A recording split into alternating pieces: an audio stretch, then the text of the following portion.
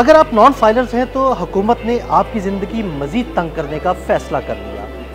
Budget 2025 کے بعد non filers کو کون کون سی سہولیات میسر نہیں ہوں گی، آئیے آپ کو تفصیل سے بتاتے ہیں۔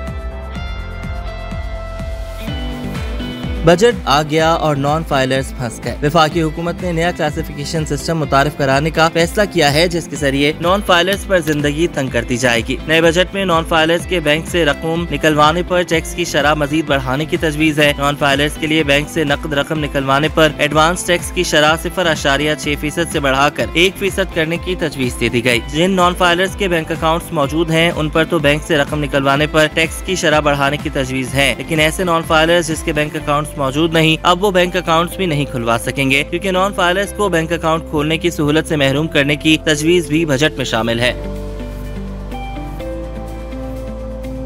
نان فائلرز گاڑی یا غیر منقولہ جائیداد نہیں خرید سکیں گے، جبکہ نان فائلرز سیکیورٹیز اور میوچل فنڈز میں سرمایہ کاری بھی نہیں کر سکیں گے، جبکہ نان فائلر پر بیرون ملک سفری پابندی کی تجویز بھی زیر غور ہے۔ وزیر خزانہ محمد اورنگزیب نے واضح کیا ہے کہ انکم ٹیکس کے حوالے سے ایک نیا کلاسیفیکیشن سسٹم متعارف کرایا جا رہا ہے، جس میں فائلر اور نان فائلر کے فرق کا خاتمہ کیا جائے گا۔ انہوں نے بتایا کہ جو لوگ اپنے گوشوارے اور اپنی ویلتھ سٹیٹمنٹ جمع کرائیں گے، صرف وہی بڑے مالیاتی لین دین کر سکیں گے، جن میں گاڑیوں اور غیر منقولہ جائیداد کی خریداری، سیکیورٹیز اور میوچل فنڈز میں سرمایہ کاری اور بعض بینک اکاؤنٹس کھولنے کی سہولت جیسی چیزیں شامل ہیں۔